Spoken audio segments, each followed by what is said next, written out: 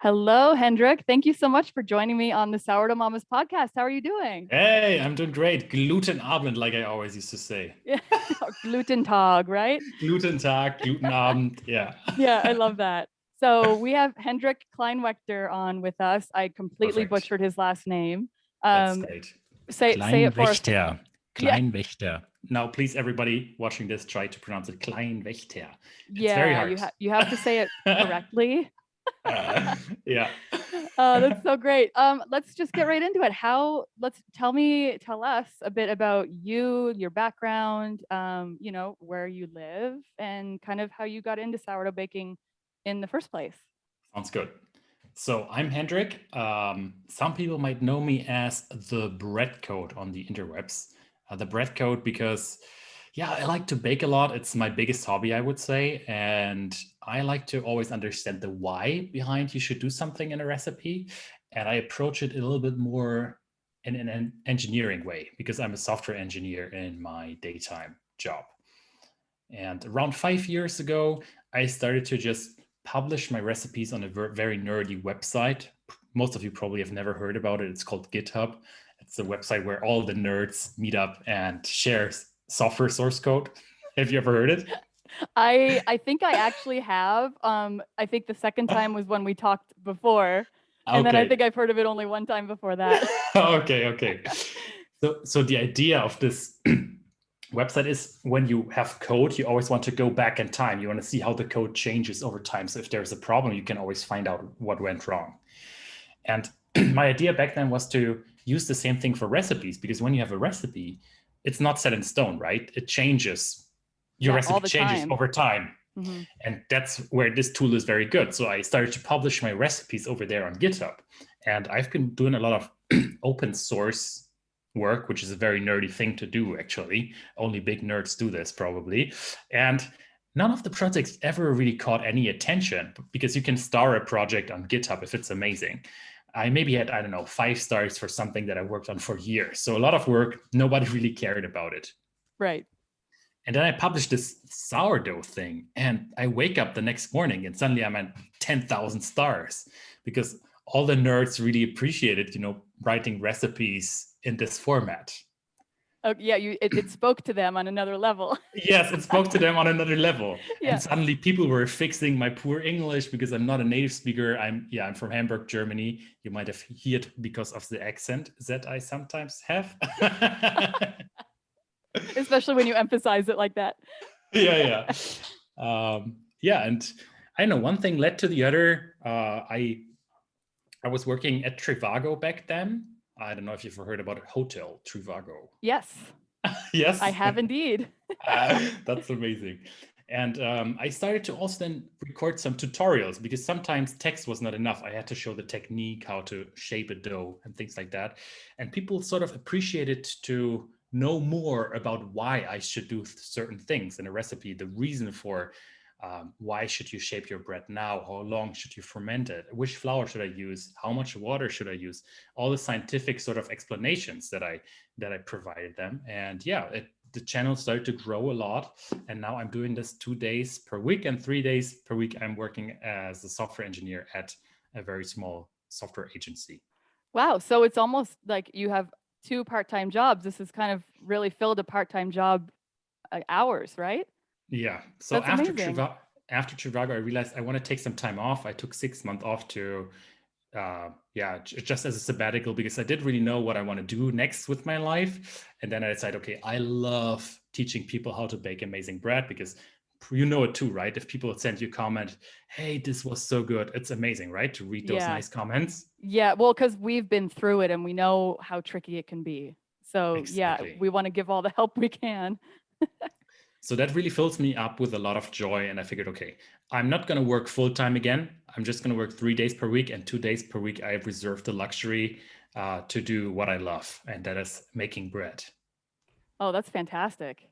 So my main job pays for most of my salary, and of course I earn a little bit of money from the other 2 days, but they are just my geeking out crazy days where I do all sorts of strange sourdough experiments now. Yeah, so I want to talk about that. You're if if the listeners want to find you on YouTube or on Instagram, just search the bread code. But Hendrik's got so many videos on there. It's fantastic. And you can see how his engineer brain really works. You have videos like tips to become a boss at handling high hydration dough, which looks amazing. It's so great. 5 tips to create incredible dough strength, and the last no knead sourdough bread recipe you ever need. So, I mean, talk about hooks, right? If I heard that, I'd be like, wow, I need to watch that video. So it's a really great place for beginner bakers to go. And you also have things, recipes too, like for sourdough croissants and sourdough brioche buns, pizza dough. And I noticed your favorite is on there too. We talked before, but you mentioned then that your favorite is the dark rye sourdough bread. So I noticed that's on there too. Yeah, that's It's kind amazing. of hidden in a little corner, but it's there. Yeah, Yeah. one of the things I gotta say though about YouTube is you have to play the algorithm. And you mentioned those titles, right? And you said there, okay, yes, if you want to succeed making content on a platform like that, you have to play the algorithm. You need to create good titles, good thumbnails. It's nothing I am personally. I'm not the kind of person to say the best recipe there is. But if you want to play the game on this platform where you compete with all the other content creators, then you have to sort of resort to those slight clickbaity methods in order to succeed. Yeah, but it also what you're teaching comes through in the title though too. You're very clear in the title of what you're about to teach.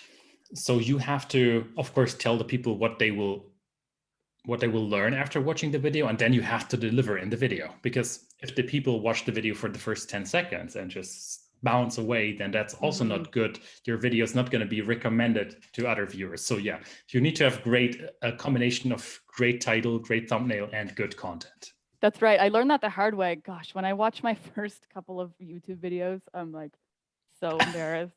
Because you have to start like, hi, I'm this person, and in this video, you're going to learn this, and then let's get started. Because you really do have like you said, like 10 seconds to hook people. Because Yes. otherwise, they're going to be like, this person isn't talking about what I want. I'm going to go on to the next video. So yeah, I watched my first videos, and it's like so embarrassing. Do you do that too? Have you come a long way, or have you always kind of been a master? It's so funny that you mentioned this, because we started this chat right by me saying Guten Tag. Yes. You knew what this was about, but many people are wondering, Guten Tag? Which language is this guy speaking? Is this some alien language that he is speaking? And what happens is the people stop watching the video and they bounce, and then the algorithm stops promoting your video. That's why Guten Tag, that's the slogan of my channel. So Guten Tag is it's German for good day. And gluten is because I always bake with some gluten, and that's why Gluten Tag. So it's sort of a word play. Yeah, I love it.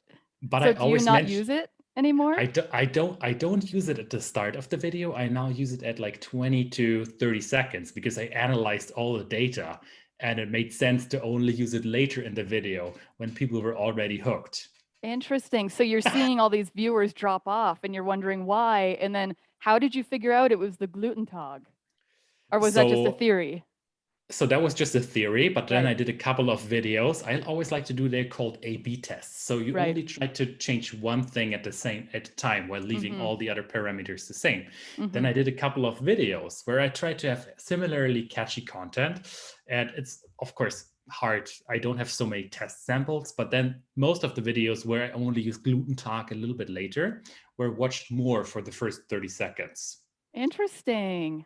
So this Wow. is this is also sort of the spirit that I have when making bread. This is the same way how I approached this channel, how I also approach making bread. Right. Yeah, because you have a lot of videos on there with a control and an experiment too. Yes. But of course, so it's not a real scientific channel, because in order to have a real scientific result, you would probably need to bake 10,000 breads Yeah, to confirm that of this is course. actually Yeah. true. It's just You can see your a casual tendency. kitchen observations, right? Yes, Yeah. exactly. Yeah. Oh, I love that. The A/B test. That's so funny. And so you started baking sourdough, you were sharing your recipes, and then I mean, how did you go from, you know, where did you get the idea to launch the YouTube channel, and then how did you get to where you are today? So the YouTube channel mostly came from the fact that I wanted to provide more tutorials to people reading my recipes on this nerdy GitHub website. They needed to have more information, and that's how I started the channel. And then, of course, some people would. I never wanted it to become big. But people would start to subscribe to the channel, and they sort of started to like the videos that I was making. And then I was thinking, okay, am I going to try this now? I had, I don't know, maybe 900 subscribers after 3 years or so. Then I thought to myself, okay, am I going to try this now? Am I really going to be that person that plays the YouTube game a bit stronger by using more catchy titles, better thumbnails? Right. And then I did it, and suddenly I was at 10,000 subscribers. Wow. Yeah, and you're at now 121, which is incredible. 121, yeah. But Wow. you always have to make catchy videos all the time. Right. Yeah. Yeah. It's got to. And I think we talked about. I thought this was really interesting, and it stuck with me too since our first conversation. So for the listeners, Hendrik and I have chatted before when I interviewed him for my blog, and in that he mentioned that his favorite type of bread is actually the dark rye sourdough, because that's what they eat in Germany. The very strong tasting breads, really strong tasting cheeses, really strong tasting beers. And so that's his actual personal favorite. But he learned that people are more drawn to the all-purpose bread flour, even a whole wheat bread flour mix, even just visually, right? So, Yeah. I mean, do you want to touch on that a little bit and what you've learned? So probably people making movies in Hollywood are the same. I mean, I'm not a Hollywood guy or anything, but there's sort of what you have to do to make business and what you love as a passion. And sometimes there's a little bit of a discrepancy between what you have to do. Right.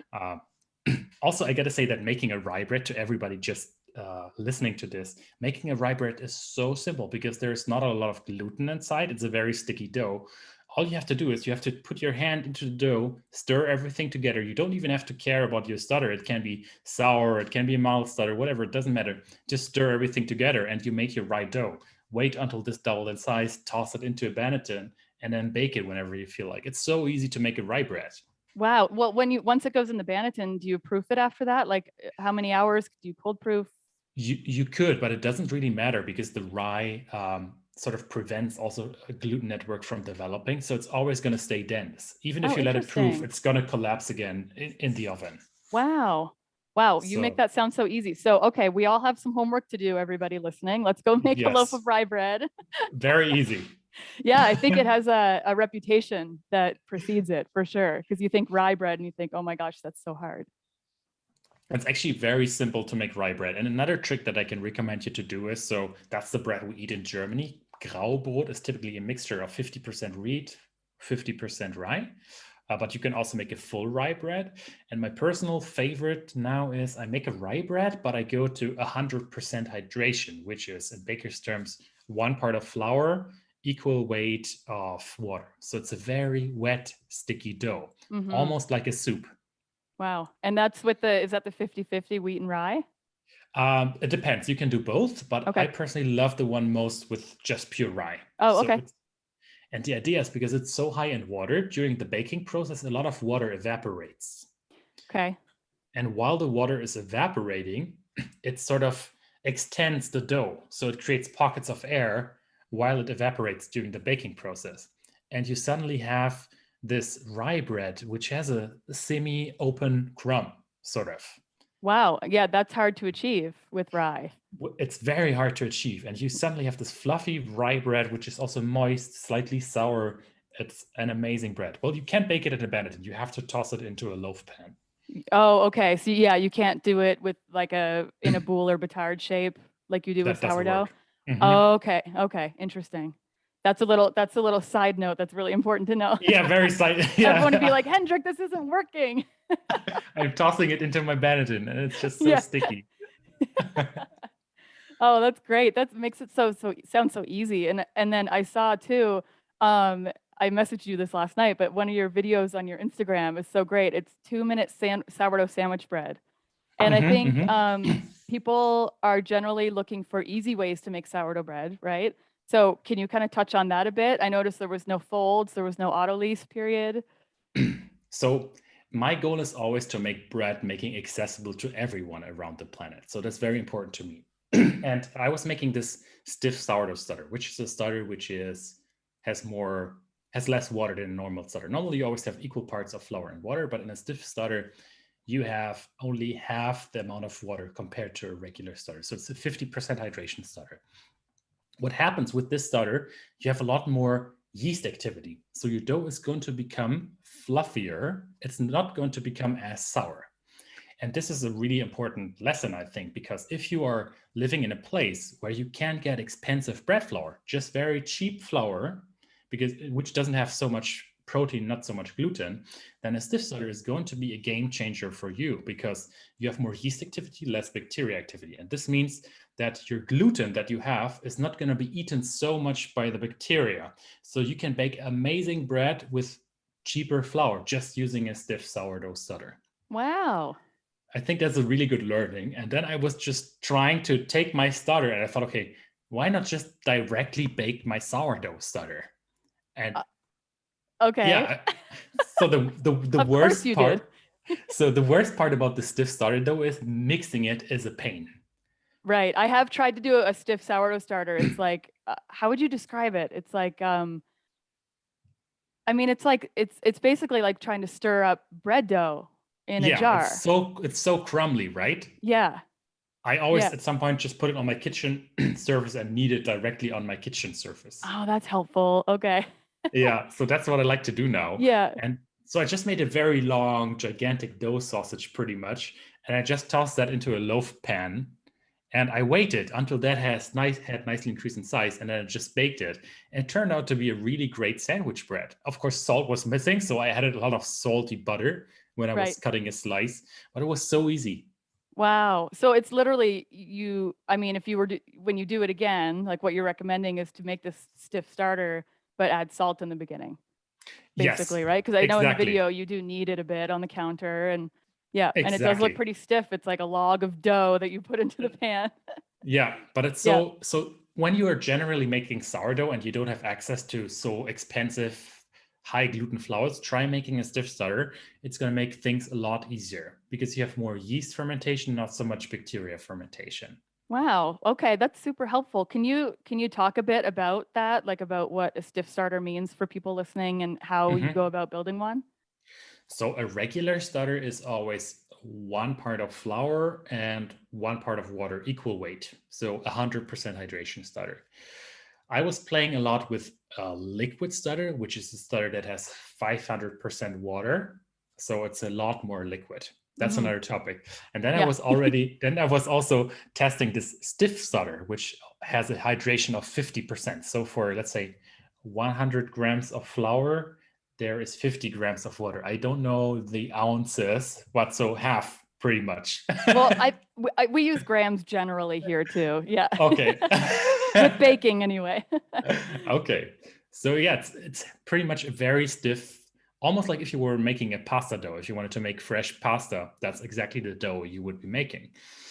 So that's a stiff starter. And to create a stiff starter, all you do is you just take a tiny bit of your existing starter, let's say 10 grams, and you feed that with 100 grams of flour and 50 grams of water. And then you Okay. just repeat that over a few days. And the yeast portion of your starter is going to become more active Then the bacteria. than the bacteria. Got it. Mhm. And is it the opposite with the liquid starter? Is the bacteria Ex- higher on that end? exactly. So you have more Interesting. bacterial activity, which of course, it's a question also of flavor. You have more bacterial activity, so you have more acidity. You can make a more sour bread. And many of my viewers told me, I've not tasted the San Francisco sourdough, but I've heard this probably 20 times already, that a bread made with the liquid starter tastes very close to the San Francisco sourdough. I don't know. Have you ever had this style of bread? Yeah, I absolutely have. Because Okay. I was living just outside San Francisco when I started baking sourdough. Okay. So yeah. So of course it was very easy to bake there. And then I moved to 5,700 feet and it's very hard to bake here. But And so they use the more liquid starter. I'm not sure if they do, but the taste that you get is similar. The Oh, interesting okay. thing about this liquid starter is you sort of only have a bit of flour at the bottom of your jar after you create the starter, and then there's all this liquid on top. And a very interesting thing, mind-blowing thing happens is that your starter is not in contact with oxygen anymore. And what happens is that the bacteria that you have inside can no longer produce acetic acid, which is vinegary acid. They Mm-hmm. can only produce lactic acid, because to produce acetic acid, you need to have access to oxygen. But because your starter is submerged in water, it's just the flour is at the bottom of the jar. At some point, you don't have oxygen. Suddenly, your bacteria changes from acetic acid just to lactic acid. So Oh, you've changed wow. the flavor profile of your sourdough starter. Suddenly you have a starter which is very dairy. It has very nice yogurty notes. It's really incredible. Wow. See, I approach sourdough with such like a simple lens. I'm like, here's what I do and here's what works. And it's so different from what you do where you're like, I need to see what the difference is between what I do and this, And so this is like fascinating. I'm like, I actually didn't know any of that. Have I told you the story about fruit flies? It's a very controversial topic. I did see one of your videos, your fruit fly starter. Yeah, you should talk about that. Let's hear it. So bees are very important because they pollinate flowers. And fruit flies are sort of what bees are for sourdough. Okay. Because it's a very interesting relationship that fruit flies have with yeast microorganisms. So when you have a fruit, it becomes ripe. There's always wild yeast on the hull of the fruit. And at some point, it starts to convert the sugars there are inside of the fruit into alcohol and CO2, but it also starts to create aroma. And this Mm-hmm. aroma attracts the fruit flies. So the fruit fly is going to come to your fruit. It's going to sit on the hull of the fruit, and spores from the yeast organisms are going to transfer to the fruit fly, and other wild yeast spores are going to transfer to the fruit. And so the yeast can sort of make babies with other wild yeast from all around the world, pretty much. Okay. So that's the So fruit flies. The next time you're annoyed about them, think, okay, they have a very important purpose. They help the yeast to pollinate around the world, pretty much. wow. Yeah, that's all right. So you've completely changed my perspective on fruit flies. And so my idea was, why not make a fresh sourdough starter with wild yeast from fruit flies? That's really fascinating. It really is fascinating. I mean, is there any maybe this is a silly question, so bear with me, but I mean, is there really any evidence that they're like dirty, that fruit flies are dirty, or like do they carry disease or I've heard some people saying this, but also what you need to know is that once you have a sourdough starter, you always have the bacterial part, and the bacterial part is like pickling food, like making pickled cucumbers, what we do in Germany. If you have a lot of acidity, at some point, all the bad things are going to die. right? Only the things survive, the yeast organism and the bacteria that can live inside of this acidity. But a lot of germs are killed. Many The people bad are guys.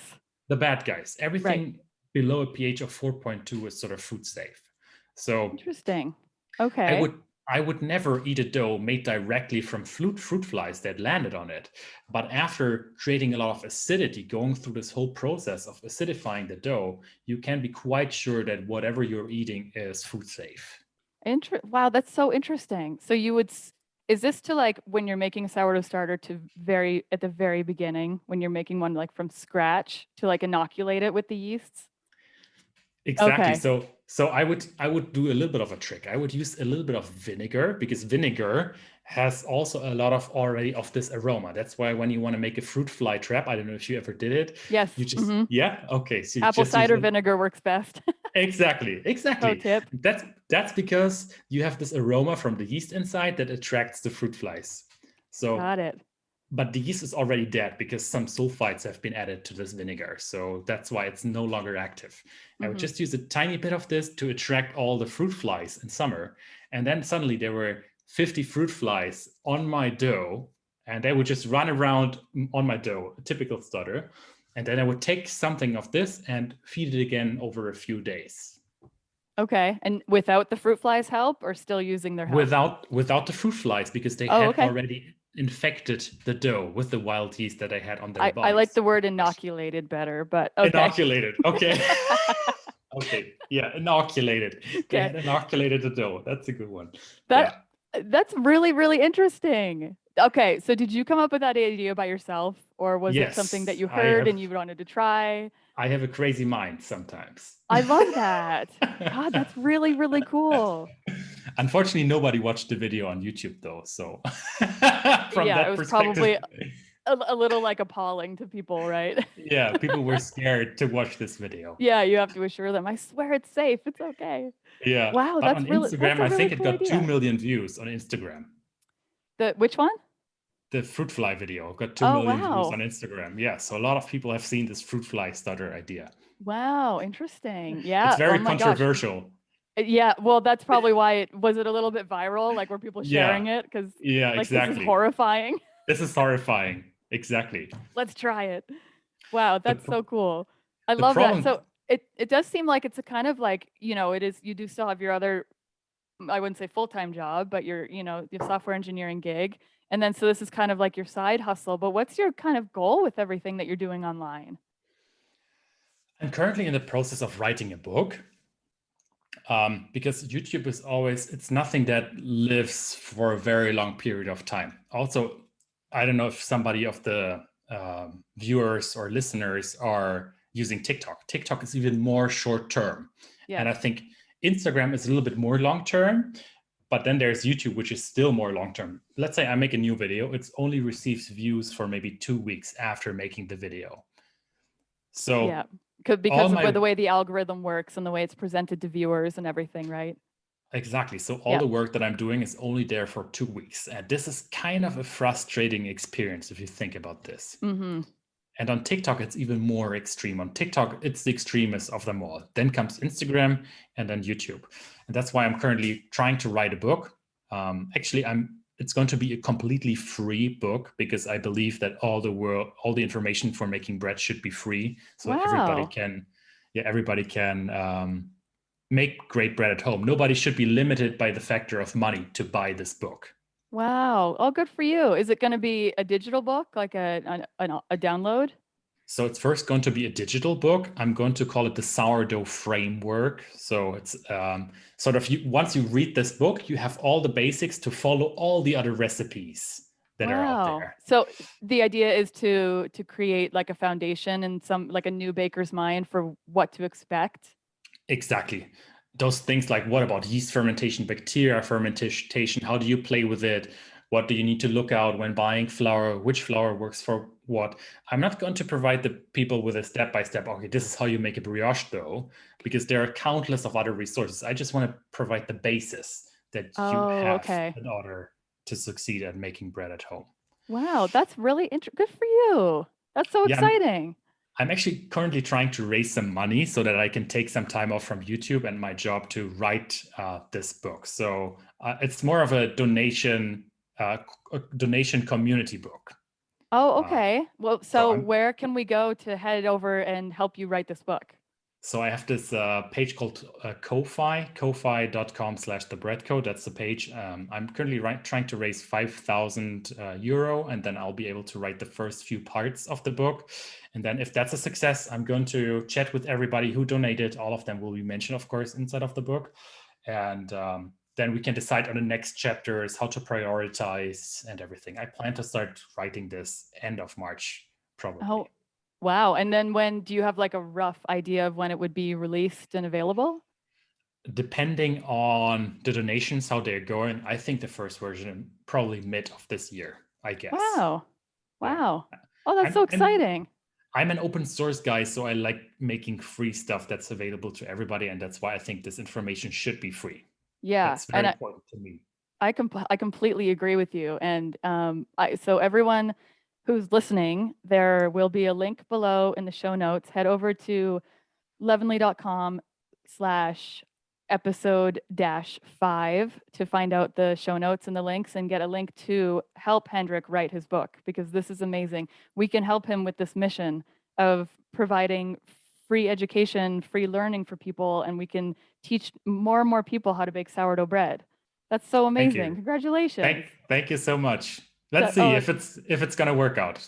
yeah. Oh, I think it will. I've really high hopes for you, and hopefully our listeners will donate at least a couple bucks what they can, and maybe spread the word. They can share it with friends. And, I think a lot of people do know you too, as they may not know your name, but they know the bread code. They've, Clean water.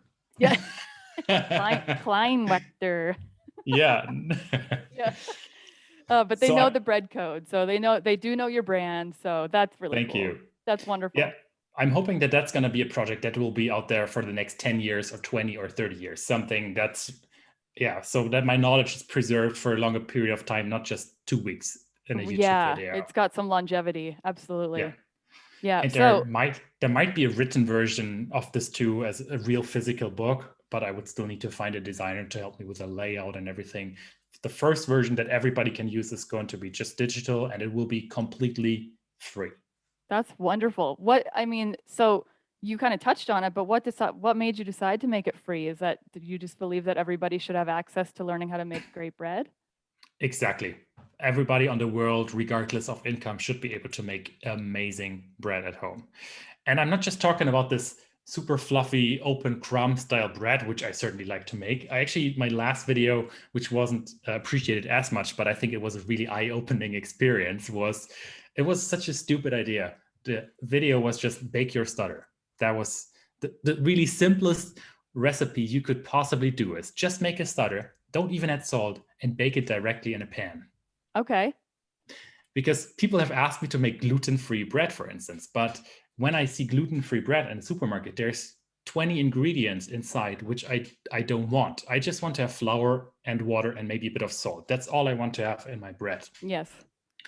And so you can make a gluten-free starter. Just take some of your existing starter or start from scratch and make it 100% gluten-free starter by just adding gluten-free flour. It's also going to work. The fermentation will also be there. And the problem is you can't make a very fluffy dough out of it, but with the trick of having 100% hydration, equal parts of flour and water, you'll have a dough where the water evaporates. The same trick that I said before regarding the rye bread. With the rye, I was going to say that. We've heard this before. Yes. And you can do an amazing gluten-free bread with corn flour. Just make a corn flour starter and just toss it in your pan and fry it in your pan for a few minutes, and you'll have an amazing, amazing bread. It's so simple. Wow. So literally bake your starter. Yes, exactly. Bake your starter. It works with every flour. It's so simple. Wow. Why didn't I think of this before? Now I have to ask though, because one time I made sourdough and I forgot the salt, and it was like eating cardboard. I mean, it was also eye-opening in that I didn't realize what a difference salt makes in the flavor of dough. Oh yes. It was inedible. And so I put it in my food processor and made breadcrumbs from it, which was great. But Great idea. I mean, if there's no salt in it, does it taste good? How do you recommend eating it? So you definitely need to add a sauce or a topping that contains salt. That's very important. Okay. But of course, what you could do is, in case you like this approach, because your sourdough starter is pretty much just like a gigantic bread, and your bread is like a gigantic sourdough starter. It's the same, right? The only difference is the salt. Right. You could, of course, make a premix where whatever you feed your starter already contains a bit of salt for the future. I mean, if you think about it, why should you make a starter? The starter has never experienced salt. And now you throw that starter into a salty environment. The starter will be, I don't want to live here. This is so salty. So what you should do, actually, you should use salt for your sourdough starter to have the same environment, if that makes sense. So it almost like, it grows accustomed to living in that environment. Because that's what you want, right? You want to have a starter that's perfect at fermenting in the conditions of the bread dough. Yeah. Wow. Would that work though? I know that salt can inhibit fermentation. So would it make your sourdough starter more sluggish, or would it act a bit differently? It would be a bit slower, that's for sure. Also, I try to make a beer bread and also a rum bread, and then fermentation really slows down because you have a lot of alcohol. You have the same thing with salt, so things will be slower. Yeah, interesting idea though. Gosh, I feel like I just got a little glimpse into your brain. Like with the fruit fly starter and then adding salt to your starter. Maybe the book will be like your brain, but presented in like a categorical fashion. It would be a very chaotic book then. Yes. Yeah. Right. Very random too. Yeah. So you've come a long way. Gosh, you've 5 years now has this journey been for you? Yes, Yeah. around 5 years in total. Yeah. So looking back, I love asking this question. What would you do differently if you could change anything, or would you? Good question. So I think I would have joined the YouTube game a little bit earlier rather than I've been only actively doing the YouTube game for 2 years, where I really started to make the videos more appealing by better thumbnails, Right. better titles. And if I would have started this 5 years ago already, I might have been at a completely different level now. So I would have educated a lot more people all around the world on making great bread. Right. Okay. So you would have started a bit earlier. Exactly. Yeah. Yeah. And And that bake your makes starter. Bake your starter. That's really the most eye-opening thing I recommend everybody to do. Just toss it into a pan, flip it over once, ideally put a lid on your pan. You'll have nice charring on the dough. It's so good. And it works with gluten-free flour. So if you want to make gluten-free bread, please try this. Don't use subsidies, whatever. Just make a flour, water, gluten-free bread. Amazing. Yeah, I mean, the same thing goes for a lot of grocery store sourdough breads. If you actually think you're buying sourdough bread, I mean, if you, even the listeners, if you have sourdough bread from the store at home, I challenge you to go read the ingredients on the back. It'll Oh, surprise you. I once found a sourdough bread and I looked through, because sometimes they will put in some sourdough starter into their regular dough and then they call it sourdough bread because it does add some flavor. It's not authentic sourdough, but this one didn't even have any sourdough starter in it. Like, I don't know if they added flavor or where they get the word sourdough from, but yeah, it just kind of blew me away. And there's like you said, like 20, 30 ingredients in it. And really you only need 3. some acidifying component, maybe some lemon juice or something to add acidity. Yeah. Yeah, So something. here it's regulated in the European Union. If you want to make a sourdough, there has to be sourdough cultures inside, but you can always add yeast. So it's not a real sourdough. So it's still, you just have a little bit of flavor from the sourdough, but the main fermentation is actually done by the yeast part that you add on Exactly. top. Yeah, and that's typically what you would get from like the commercial sourdough bakeries, right? Yeah. I made a series on this making fake bread on my YouTube channel Okay, because I fake bread. yeah, so it's a fake sourdough bread. It was a fun video to make too. I would show everybody how large bakeries are actually cheating them by making fake sourdough bread. It was really eye-opening. Wow. I gotta go watch that. I bet it was. How did you, I mean, did you like sneak into a factory and watch it, or did you bake with the ingredients that they use, or? I baked with the ingredients that they used. And what I did is, so it says sourdough bread, right? And what I would do is I would just bake my sourdough starter in the oven for a long time. So it would become crumbles pretty much. Mm-hmm. So it was a very dehydrated starter. All the yeast, all the bacteria had died because it was baked in the oven. Mm-hmm. So it's no longer active. It doesn't change the dough where you add this to. I call this the sourdough spice, which is, by the way, a really amazing thing that if you're a sourdough baker, you should try doing this.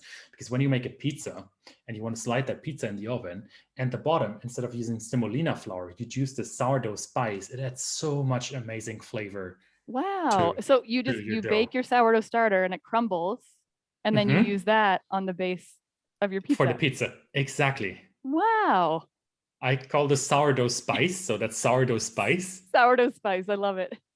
And you can also use it for other things. So I was actually frying a whole sourdough, and I also used that as part of the batter, the sourdough spice.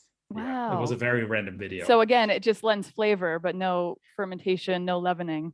Exactly. Right. So it just gives you flavor, which is really great. You can also, when you make a schnitzel or something, you can just use that instead of breadcrumbs. It adds so much great flavor.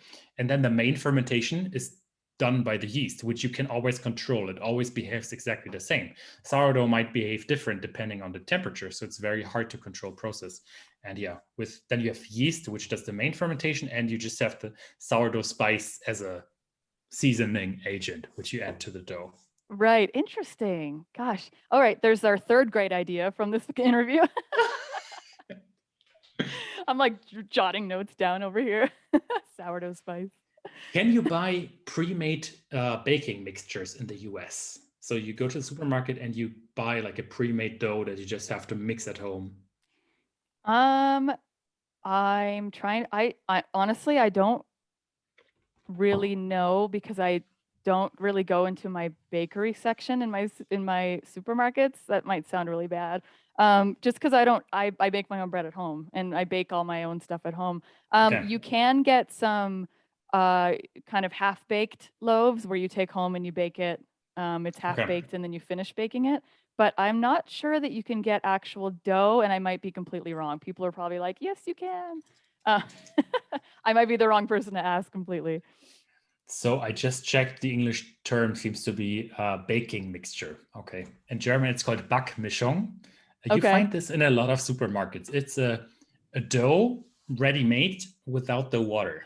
So at home, you just put some water inside and you have a bread dough, for instance. Oh, so I still actually am not sure, but they do have things like you can make cornbread, you can make pancakes, you can make, Okay. waffles, all kinds of stuff like that, muffins. Yes, So right. I'm sure that there's something out there, yes. Okay. And over the years, also people have started to add sourdough mixtures to make a sourdough bread from this baking mixture.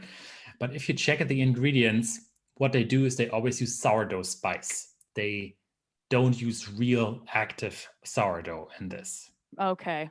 Do they on the ingredients, do they call it sourdough starter? Yes, they call it sourdough starter, but then Yeah. before the sourdough starter, there's even more yeast. So they've Yeah, yeast and sourdough starter, which is right. always a sign that you're being cheated. Okay. If the yeast comes first. Exactly. If the yeast Yeah. comes first, yeah, that's the main agent. The Yeah. problem though is, so if you were to have a dried sourdough starter, I'm currently experimenting with this. If you want to reactivate it, it takes some time to reactivate the starter. Sure. Because I mean, if you make a sourdough bread, your fermentation is probably at least 6 hours, up to 12 hours sometimes, or I don't Hmm. know. So if you were to reactivate the starter, it would probably take, I don't know, 18 hours or so for it Yeah. to be fully active again. Hmm. uh, Most That's flour not. can't handle this long fermentation time. Yeah, that sounds about right. I have a lot of dried sourdough starter because one of my starters went moldy, and I've heard all these stories about people dropping their glass jars on the floor, and then, there's no saving that. There might be glass in your starter, you can't use that. Or they Hmm. bake it in the oven by accident. Oh no. So just out of a certain level of like sourdough insurance, I have like 3 jars of dried sourdough starter. And I have revived one of them as kind of like a test when I first started out to see if a revived dried sourdough starter could actually leaven a bread and what the bread looked like. And of course it did, and it was beautiful. So, but that was a really So cool process to so revive the sourdough it starter. directly leavened your bread, the dried Hmm. starter. Yeah, I mean, it did go through a process though, right? You have to rehydrate it. You have to add the water and then turn it into Okay. like a mush and then feed it and then go back to your normal starter feeding times and ratios, and then feed it a few more times, kind of refresh it, and then I baked it. I baked Okay. with it, and And yeah. So it wasn't like right straight from that dried sourdough starter. imagine this is what I'm currently exploring and testing. Actually, tomorrow I'm going to be testing it. I'm super excited about this. Imagine you would just have dried starter and you could directly make a bread out of it. You wouldn't have to go through the process of rehydrating it and everything. Interesting. So would the rehydration come from when you put it in the dough? Exactly. That's what Okay, I'm currently trying to come up with a method how this could work. that's Uh, interesting. But that would be great. yeah, this would be something completely different from all the baking mixtures that are out there. It would be a fully sourdough based making mixture, Right. and it's a hack. So when you dehydrate something, when you dehydrate your yeast and your starter, they go into hibernation mode. Did you dehydrate your starter in a dehydration machine or just at room temperature? I did mine just at room temperature because it's very dry here in Okay. Colorado. So yeah, it just took like 2 days and it was totally dry. The problem is that the balance of yeast and bacteria is off when you dehydrate it at room temperature over 3 or 4 days. Because at the start, you always have a lot of yeast activity, but over Hmm. time, the bacteria catches up. At some point, you have this bit of yeast and like uh, this bit of bacteria. So a lot more bacterial activity, and that's why you need to rehydrate it Okay. over Yep. time to get the balance back, to Hmm. get the good balance back. Now, my idea is I'm going to be using directly after feeding a starter, I will be using a dehydration machine to completely dehydrate the starter in 4 hours. Okay. So theoretically keeping the balance of the yeast and bacteria the same. The problem still, though, is that the dough that I'm making, because it's probably not as active as fast, it needs a lot more time to ferment. I'm thinking maybe 12-ish hours, which is a long period of time. So it wouldn't work with default flour, because default flour can't be mixed with water for such a long time. It can't ferment for so long. So what I'm doing is I got me the special Italian super flour, which is a very strong bread flour with 15% protein. Wow. And I'm thinking that maybe this could work because it allows for a longer fermentation time. Maybe this way I could actually achieve making a bread out of dried starter. Wow. Look at you. That's amazing. I have no idea if it's going to work. Yeah, but that's the fun part. It might not, but yeah. then you'll know. Yeah. Oh, yeah. that's so fun. I love the experiments. Yeah. I really hope that you don't ever stop experimenting and sharing them with us. I know it's a lot of work. Even, I understand the behind the scenes part of it too, making the thumbnail, doing the headline, writing the description, doing the links, like that all takes a lot of work. And that's the side that people don't see. But that said, I hope you'll keep doing it because this stuff is really great, what you're coming up with. Thank you so much. Yeah, it's a lot of fun. It always fills me with so much joy to be able to bake sourdough bread. It's amazing.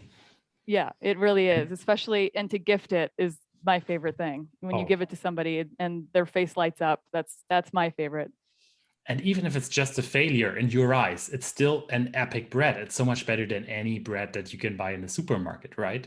Yeah, absolutely. Yeah, that's it. And, like we say over in Sourdough Mamas group all the time, we'll have a beginner baker will post their first bake and it's flat and it didn't really rise and they're not happy with it or the taste isn't there. And everyone comes on and cheers them on and says, well, you can always make croutons or, you can always make breadcrumbs.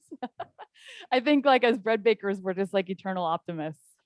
Yeah, exactly. Every homemade bread is a win, right? Yeah, exactly. In some degree, it is a win. Yeah, absolutely. Oh, well, this has been really, really wonderful, Hendrik. I really appreciate you sitting down with us and talking with us. Thank you so much. Let me end this by just putting in one more really cool quote, which I heard from Karel de Smet. He's running the sourdough library in Belgium, and I was interviewing him. So they have like 100 different starters from all around the world, which they just have in there to analyze them. And he was telling me, because we developed yeast maybe 150 years ago, and he told me, since then, there has been not a lot of development in bread making. We only made everything more industrial. But he said, the future of bread making is in the past, which I think is a very wise thing to say. That's very powerful. Yeah, absolutely. So basically we're doing something right here, right? Exactly. Yeah. Oh, we don't know any. So the past few years, we gathered so much knowledge, and imagine what's baking is going to be like in 10 years. All this knowledge that everybody's listening, making sourdough bread. There's so much knowledge being generated now on something that was forgotten for 150 years almost. Yeah, that's true. Yeah, this spark and this interest has reignited everybody's passion. It's so great. Even, I mean, so many things you see. I remember when the pumpkin-shaped bowls were coming out. And I was like, wow, look what people are doing. And then now people are coloring their dough with these colored powders and making these beautiful artistic designs on top. I mean, that's all just aesthetic side. That's not flavor side. That's not your starter profile, like the stuff you're working on. There's so many things you could work on with the bread. You're right. I mean, the possibilities are endless. Agreed. Yeah. Yeah. Oh, that's awesome. Well, that's a great quote to end on. I really appreciate your time.